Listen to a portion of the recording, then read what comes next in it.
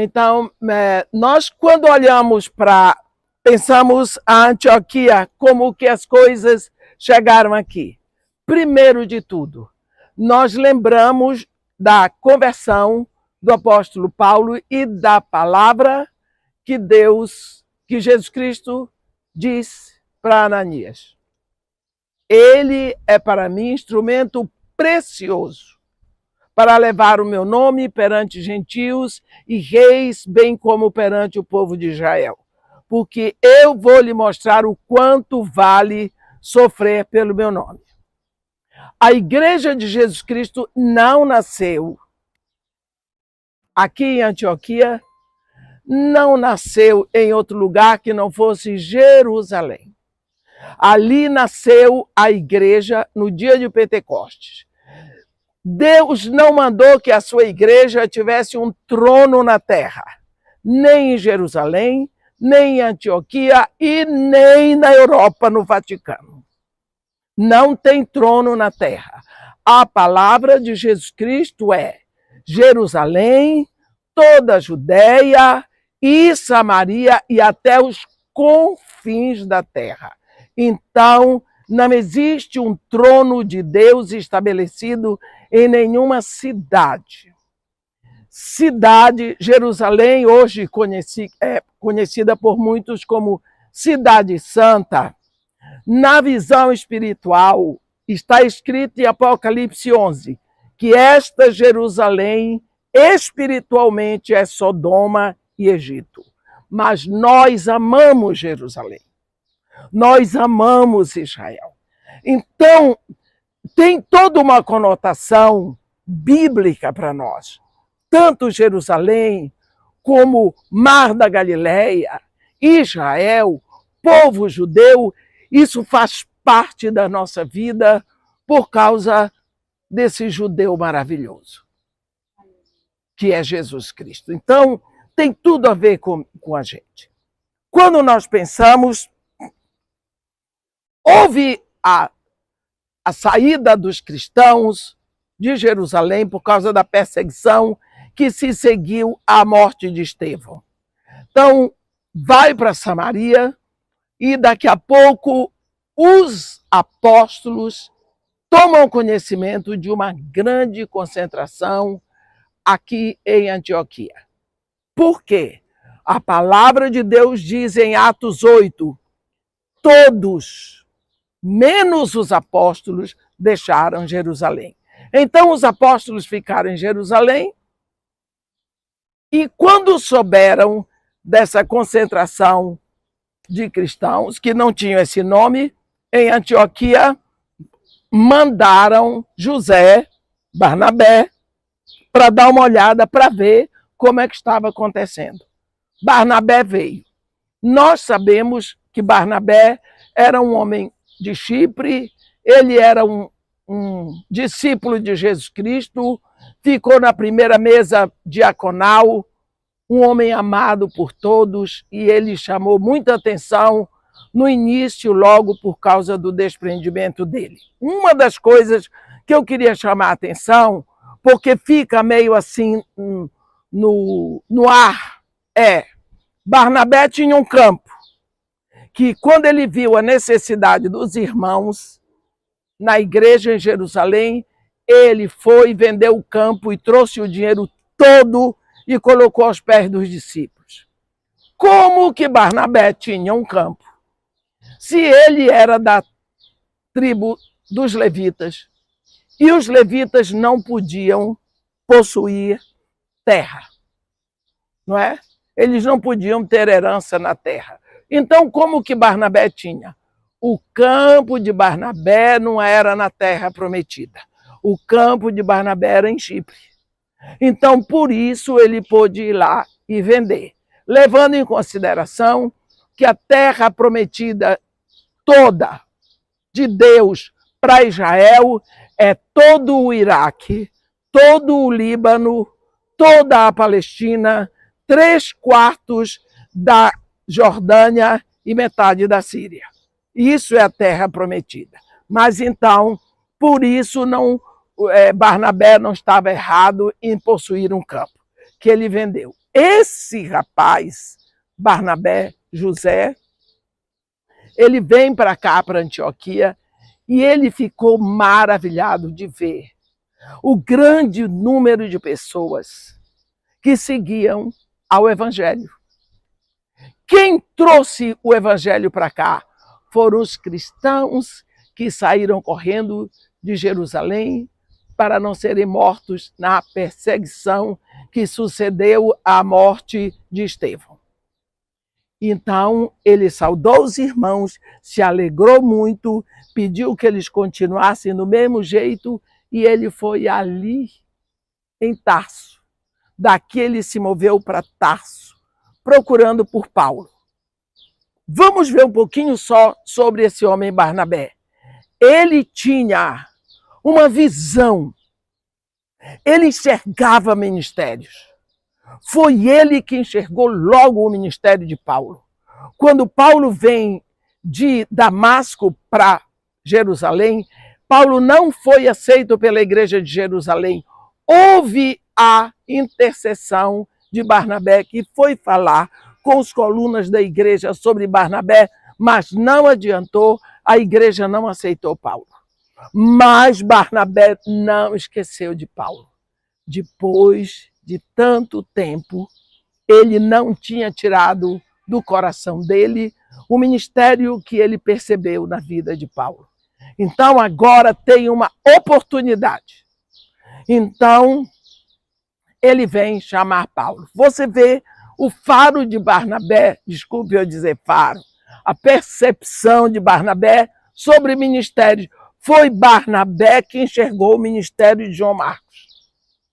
Só que o erro foi o tempo. Mas você vê depois quem é João Marcos. Escreveu o segundo evangelho. João Marcos, depois o próprio Paulo diz, enviai-me também João Marcos, que me é útil para o ministério. Então Barnabé tinha essa percepção. Ele era um homem que enxergava, que abria portas, que cooperava, que dava oportunidades, não é? Ele tinha essa visão. Então ele vai buscar Paulo lá em Tarso e ele traz Paulo para cá, para este lugar, para Alexandria, desculpa, Alexandria não, para Antioquia. A Bíblia diz que eles dois, durante um ano, eles discipulavam. Era Barnabé discipulando Paulo e os dois juntos discipulando na igreja. Houve uma profusão tão grande do evangelho. O testemunho dos filhos de Deus nessa terra chamou a atenção que eles receberam um nome pejorativo, cara de Cristo, cristãos. Então, a primeira vez que os discípulos de Jesus recebem essa expressão de semelhança com Cristo é aqui em Antioquia. Bem, aí então, nesse ambiente de uma igreja que cresce, seguramente mais do que a igreja de Jerusalém. Por que crescia tanto essa igreja aqui? Nós vimos que a igreja crescia com a ministração da palavra. A Bíblia diz, capítulo 13 de Atos, havia na igreja de Antioquia profetas e mestres. Ora, Jesus Cristo deixou 5 ministérios: apóstolo, profeta, evangelista, pastor e mestre. Efésios 4:11. Só que na igreja de Antioquia tinham profetas e mestres. Então são 2 ministérios intensamente firmes na palavra. Porque o profeta é aquele que prega a palavra. Não existe ministério de pregador. Profeta vem do termo grego profeteia, que significa o que nós chamamos hoje a retórica. A facilidade de expressão, de encontrar as palavras certas. Então, agora, você vai ver que nesse ambiente de pregação da palavra e de ensino da palavra, só pode crescer um corpo sadio. Que nós falamos hoje no ônibus. As pessoas se convertiam mediante a pregação da palavra. O Espírito Santo vinha habitar dentro dessas pessoas, eles eram alimentados pela palavra, eles iam ficando incendiados pela palavra, porque ali existia a combustão da palavra pregada, porque existia profetas e mestres, da palavra ensinada e do Espírito Santo. Quer dizer, uma igreja que crescia linda, linda, linda, e nisso aí, a Bíblia diz que existiam 5. O Espírito Santo diz as 5 pessoas: Barnabé, Simeão, por sobrenome Níger, Lúcio de Cirene, Manaém, Colasso de Herodes, o tetrarca, e Saulo. Agora, esses 5 líderes, olha a diferença. Não sei quantos pastores tem entre nós. Eu conheço só o pastor João, pastor Helena. Pode ser que existam outros. Liderança de igreja. Eles se reuniam para orar, para adorar com jejum. Olha aí. O que aconteceu? Nesse ambiente, o Espírito Santo falou. A Bíblia diz assim: servindo eles, adorando, disse o Espírito Santo: separai-me agora a Barnabé e a Saulo para a obra que eu tenho para eles. Então eles, impondo as mãos, os enviaram. Vamos parar aqui um pouquinho para ver o que tem isso. Disse o Espírito Santo. Como foi que o Espírito Santo disse? Não fica claro para nós. Se foi através de sonhos, visão aberta, visão fechada, se foi através de profecia, não se sabe, porque o ministério profético é muito amplo, tem sonho, tem êxtase, tem visão aberta, visão fechada, profecia em línguas, mas não se sabe. O fato é que todos ouviram. O fato é que todos concordaram que era o Espírito Santo que estava dizendo. Agora, o que é mais lindo, naquela época, quem dirigia era o Espírito Santo. Quem mandava era o Espírito Santo. Será que nós hoje estamos sendo dirigidos pelo Espírito Santo? Será que hoje a nossa liderança está ouvindo o que o Espírito Santo está dizendo? Será que a nossa direção hoje está vindo da onde vinha a direção para o princípio da igreja? Agora você veja, que coisa interessante. Os líderes mais ou menos que podemos imaginar da igreja era Barnabé e Saulo. Aí o Espírito Santo diz: tira o pastor e o copastor. Tira o líder e o vice-líder. Manda embora. O que a igreja ia dizer? Não, pera lá. Deus trabalha com ordem e decência. E quem vai ficar no lugar? Como é que nós vamos? Tem tanta gente hoje que diz: irmã, eu tenho um chamado. Eu disse: como? Me explica aí. Eu tenho um chamado, sempre é para as nações, nunca é para o Morro Dona Marta. E o que você está fazendo aqui? Irmã, estou esperando o quê? Se é Deus que está esperando por você. Se eu estivesse esperando uma igreja que me mandasse, eu estava esperando até hoje. Não. Nunca. Já quiseram que eu fosse pastora várias vezes, mas eu não sou. Eu tenho certeza que eu não sou. Então, mas está tudo bem. Deus disse, o Espírito Santo: separai-me agora. Eles separaram. Agora eu gostaria que vocês vissem aquela turma, como era o ambiente social da igreja em Antioquia. 5 homens. Tira Barnabé e Saulo.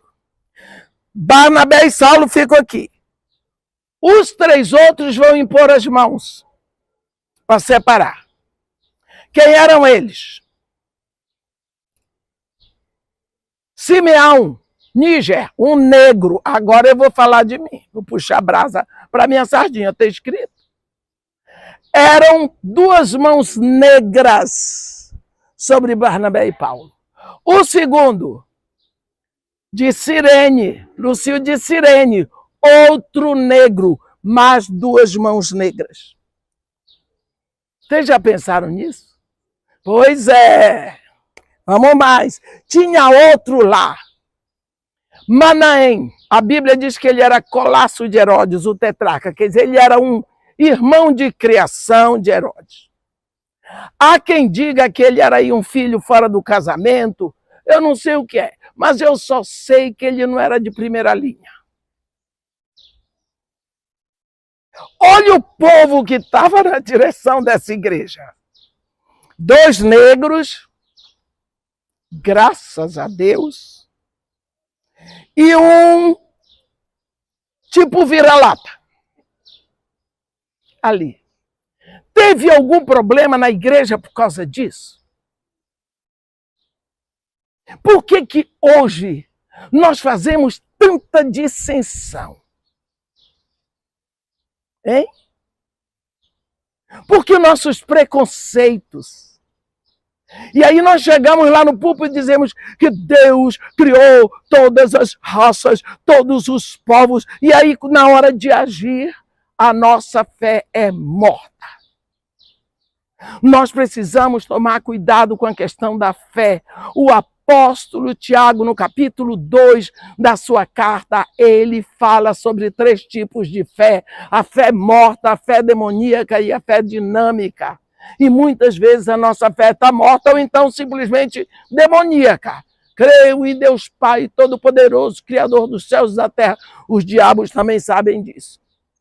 Creio que ele mandou seu filho, os demônios também sabem disso. Creio que Jesus Cristo foi na cruz, os demônios também sabem disso. Fácil. Então, crer só nisso é ter uma fé demoníaca. A fé que agrada a Deus é a fé dinâmica. E o apóstolo nos ensina, dá como exemplo a fé de Abraão e a fé de Raabe, 2 pessoas diferentes em épocas diferentes, sexo diferente. Abraão, amigo de Deus, Raabe, uma meretriz. Mas, se você observar, só um exemplo da fé de Abraão. Quando Abraão estava subindo o monte, na terra de Moriá, para sacrificar Isaac. Que foi o que aconteceu? Você chega lá e pergunta assim, Abraão, o que você vai fazer? Vou sacrificar meu filho. Mas Abraão, você disse para os seus empregados, ficai aqui com o jumento, eu e o menino subiremos, e havendo adorado, voltaremos. Como é que você vai sacrificar e você vai voltar com ele? O meu Deus me disse que é em Isaac que será chamada minha descendência. Isaac ainda não tem nenhum descendente, portanto eu posso matar ele 1000 vezes. Porque Deus não o deixará na morte, porque Deus já falou. Isso é fé na fidelidade de Deus. O Deus que cumpre a sua palavra. Deus não se responsabiliza pela minha palavra, mas pela dele. Ele diz em Isaías 55, assim como desce do céu a chuva e a neve, e para lá não retornam, sem que antes regue a terra, e a fecunde, e a faça produzir, para dar semente ao que semeia e pão ao que come, assim a palavra que sai da minha boca não retornará para mim vazia, mas fará o que me apraz, e prosperará naquilo para que a designei. Portanto, a fé dinâmica é essa. Deus diz, eu vou fazer, e as consequências não são da minha conta. Não são da minha conta. Isso é a lei da obediência. Se o maior manda, ele é o responsável. Desde que você faça o que ele mandou. É a bênção da obediência. Porque você segue o caminho reto. Então, nós precisamos olhar para esse exemplo de igreja que nasceu em Jerusalém e se estendeu para cá. Aqui esses homens impuseram as mãos, Paulo e Barnabé foram enviados, mas caíram num erro, levaram João Marcos. Por acaso o Espírito Santo disse, separai-me agora Paulo, Barnabé e João Marcos? Não, disse Paulo e Barnabé. Eles levaram João Marcos. Pronto. João Marcos não tinha separação, o chamado para aquele momento. Então não aguentou a viagem. Quantas pessoas dizem para mim, irmã, eu gostaria de passar uns dias lá, fazendo um trabalho no Morro Dona Marta, com a senhora. Deus mandou, minha filha. Porque se Deus não mandou, a primeira bala perdida vai ser sua. Porque se você tem um chamado para aquele trabalho, você não tem que se preocupar. Você vai sofrer, você vai encontrar com as dificuldades, mas você vai sobreviver. Olha, eu depois de quase 35 anos, a única coisa que eu fiz foi envelhecer e engordar. Estou lá, viva. Por quê? Por causa do chamado. Deus não me chamou para o palácio, foi para a favela. Acabou. Acabou. Então, João Marcos não era chamado para aquele momento. Eles levaram, lógico, isso nos ajuda. No início nós cometemos tantos enganos, mas Paulo aprendeu. Os três descem. Então nós já vimos que era uma igreja diferente. Uma igreja onde não havia preconceito racial. Onde a liderança se reunia para orar, para jejuar e ouvia o Espírito. Uma igreja onde o Espírito Santo mandava, era percebido e era obedecido.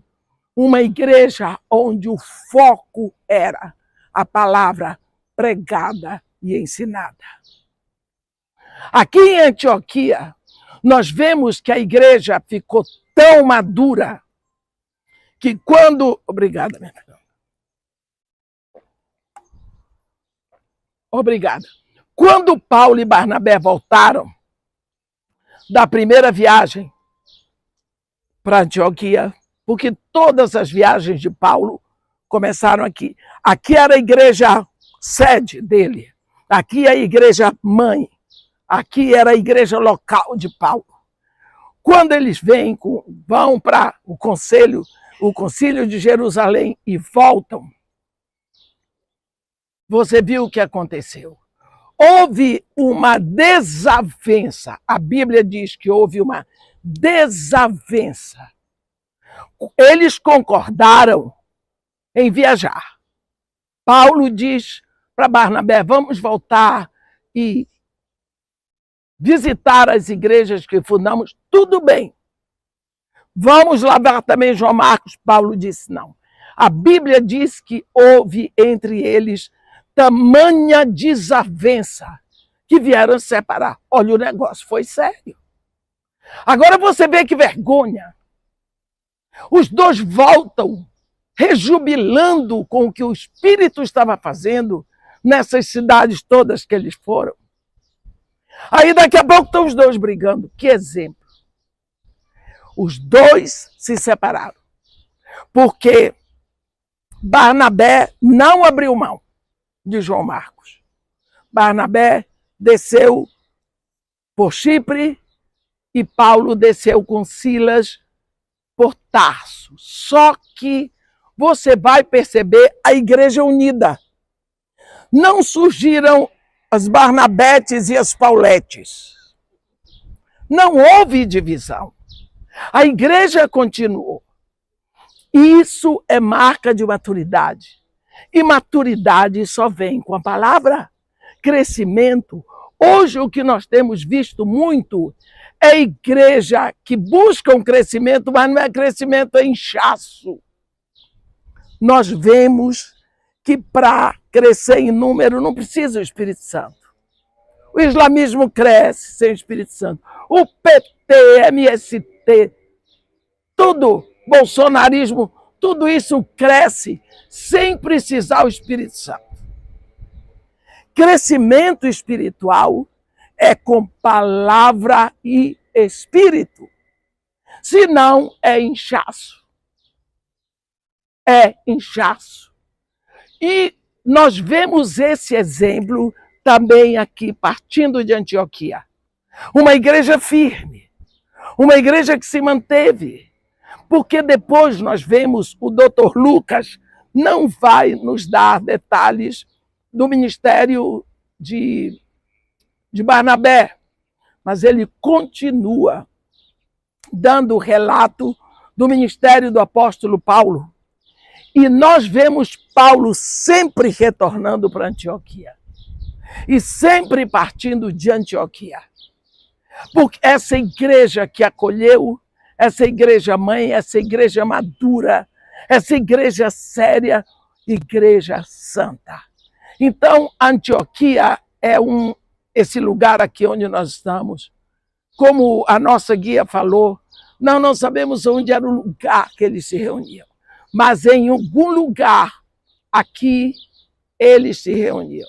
Em algum lugar aqui o Espírito Santo falou que daqui de pastores, mestres e apóstolos não estavam ainda fazendo falta. Até o momento em que ele separa de mestres e profetas, os dois ministérios voltados, intensos na palavra, é daí que ele tira o que nós podemos dizer os apóstolos. Os dois primeiros apóstolos vão seguir, não é? Para os gentios. Nós vamos ver depois como é que Paulo vai entrar direto no campo dos gentios, e isso só vai acontecer em Listra. Porque ele saía sempre procurando sinagogas. Porque já era um lugar onde ele podia ter um princípio. Ele atravessa para Chipre, chega em Salamina e começa. Quando ele atravessa a ilha, nós vamos ver a primeira tentativa de Satanás. Satanás começa a se levantar. Como? Através do ocultismo. Satanás tem várias facetas, ele é espírito, é velho de guerra. Então ele se levanta através de ocultismo em Pafos.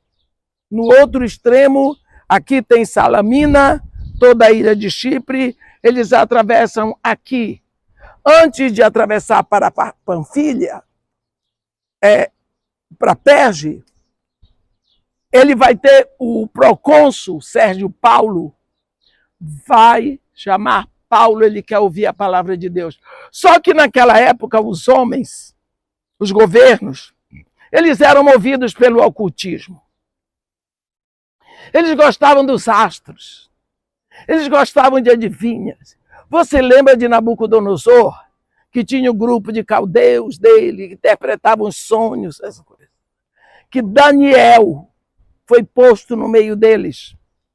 Você lembra que eles viviam direcionados por astros, por tantas coisas ocultas. Lá em Pafos, também nós lembramos já de Faraó, como tinha os seus magos.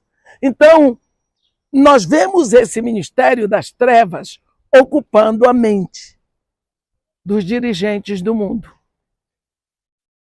E aconteceu a mesma coisa e Satanás usa a sua primeira arma contra o ministério de Paulo, ali em Pafos. Porque enquanto Paulo ministrava, tinha um homem lá, um mágico, um adivinha, né? Que era o guru, por assim dizer, do procônsul Sérgio Paulo. Tentava atrapalhar, porque ele corria o risco de perder o emprego dele. Porque ele acompanhava o procônsul, que era a grande autoridade. Pafos era a capital de Chipre. Então ele ia perder, e ele adivinhava pelas estrelas, pelo sol, pela lua, e nós sabemos disso porque a sentença de Paulo é que não verás a luz do sol. Então ele começou a tentar. Então Paulo vem e traz a sentença para ele. Você vê que é um espírito maligno atuando para atrapalhar o ministério. Você vê que à medida, e isso nós vamos ver toda a segunda e a terceira viagem de Paulo, à medida que ele vai andando e a bênção vai chegando, você vê Satanás se fantasiando de todos os modos para impedi-lo, com ameaça de morte. Aí ele tem espancamento, tem todo tipo de dificuldade, mas essa é a parte do império de trevas. Assim também, nós lembramos que Antioquia, então, é este lugar que nos lembra o princípio do evangelho fora de Jerusalém. Porque, de uma hora para outra, Antioquia passa a ser esse berço, e não Jerusalém. Porque em Jerusalém ficaram os apóstolos que também saíram de lá. Nós vamos ver que o evangelho foi levado para a Índia através do apóstolo Tomé. Nós vamos ver que o evangelho foi levado para o Egito através de João Marcos. Não é? Então, Pedro foi o apóstolo que ele andou por essa região. Não existe nenhuma citação, nenhuma prova de que Pedro chegou a Roma. Não existe. Mas isso não faz da igreja menor por causa disso. Porque Deus não fundou a igreja de Antioquia. Deus não fundou a igreja católica romana, a igreja católica anglicana, a igreja católica bizantina. Deus, Jesus Cristo diz, eu edificarei a minha igreja. Pode estar onde estiver, Jesus tem uma igreja na terra. E quando Jesus Cristo diz, eu edificarei a minha igreja, ele está dizendo que tem outras que não são dele. Mas a dele é ele que edifica. Então, quando nós vemos que a Bíblia fala a última vez de Pedro em Corinto, dando aula, eu sou de Paulo, eu sou de Cefas, eu sou de Apolo, pouco em Corinto, Éfeso e depois pronto. A Bíblia não menciona. Então, se existe na história da humanidade, é outra coisa. Mas nós somos aqueles que creem na Bíblia e não importa se Pedro foi a Roma, se deixou de ir. Paulo nós sabemos que foi e que ficou lá preso e lá foi decapitado. Nós sabemos a história. Mas da onde ele saiu? Daqui de Antioquia. Ele não saiu de Tarso, ele saiu de Antioquia. A primeira vez e ele volta para Antioquia. A segunda vez sai de Antioquia, volta para Antioquia.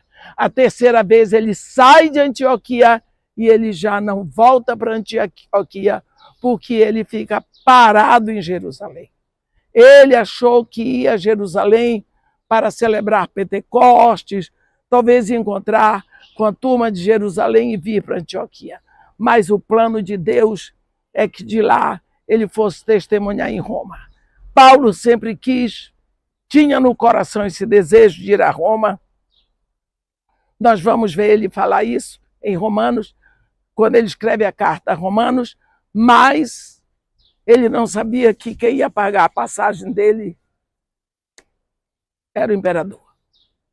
Então, ele vai levar. Então, Antioquia, para nós, nos ensina sobre uma liderança santa, uma igreja alicerçada na palavra. A Bíblia é muito clara, profetas e mestres.